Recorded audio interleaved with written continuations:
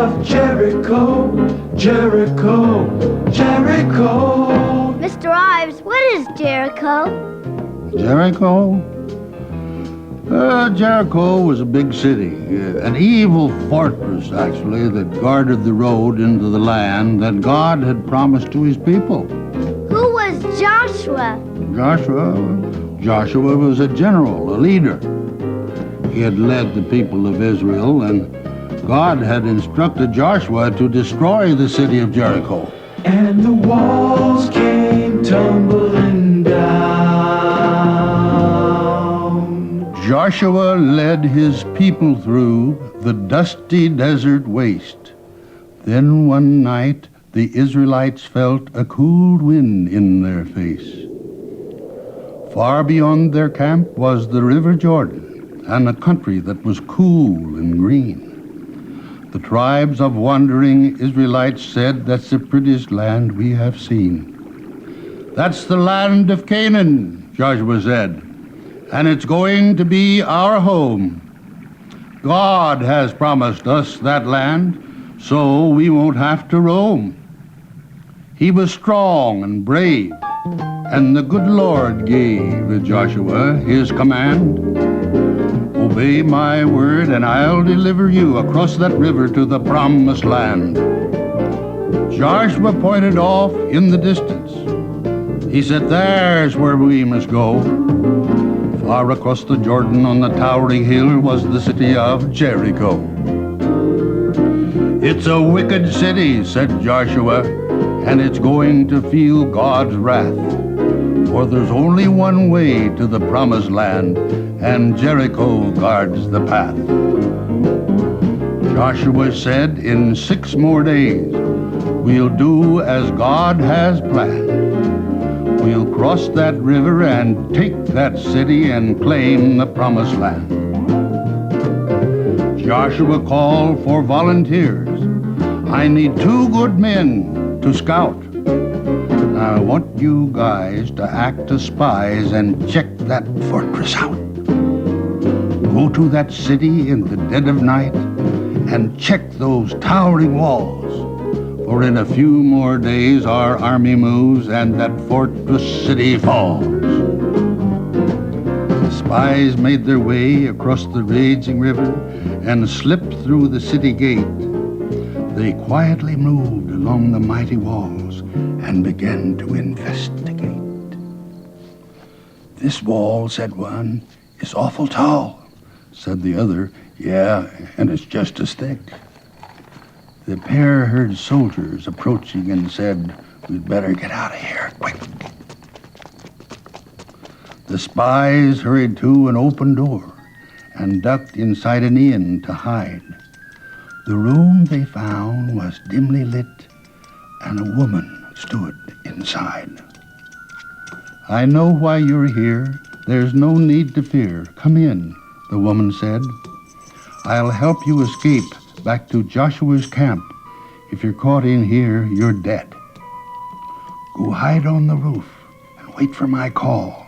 But hurry, don't delay.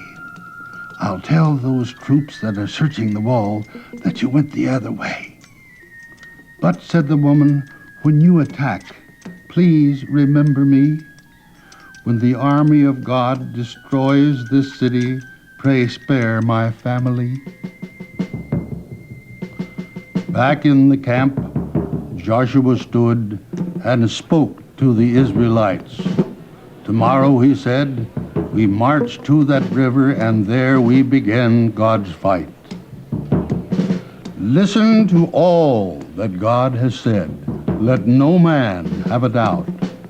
For tomorrow will begin a miracle that will surely drive our enemies out." The morning dawned, and Joshua stood by the river Jordan side. "I want the priest to step in the water and move against the tide." The priest picked up the ark of God. Joshua said, "March on." Their feet touched the edge of the fast-flowing river, and suddenly the water was gone. Joshua watched the water disappear. where the Israelite priests had trod. He said, "That's proof that the children of Israel worship a living God." Joshua turned to his awestruck tribes and issued a proud command.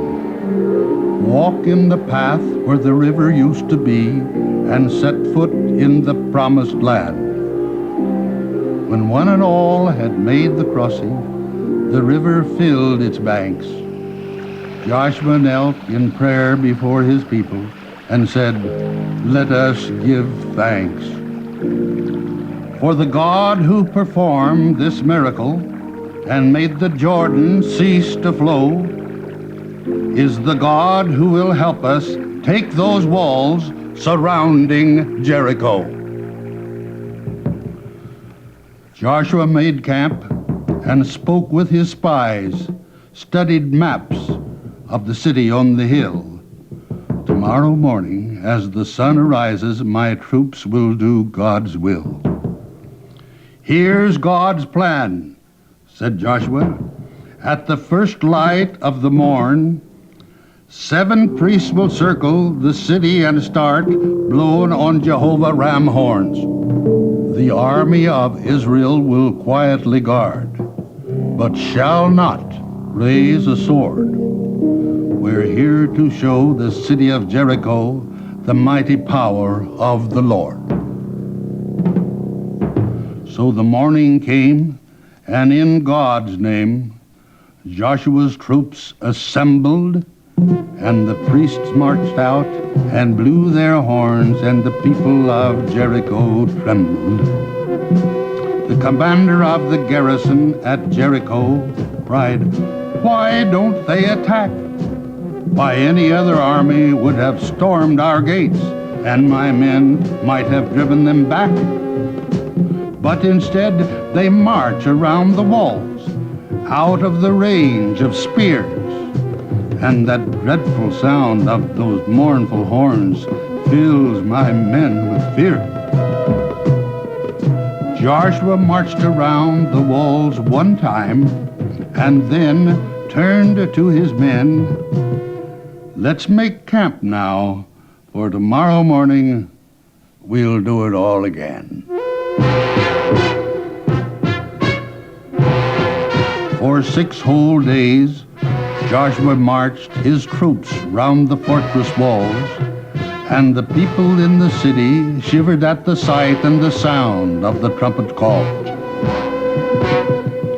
On the 7th day, Joshua said, "We'll show those Canaanites the God who marches with Israel today will end our fight."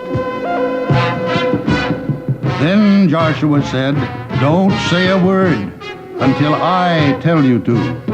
So the children of Israel began to march, and the sound of those trumpets grew.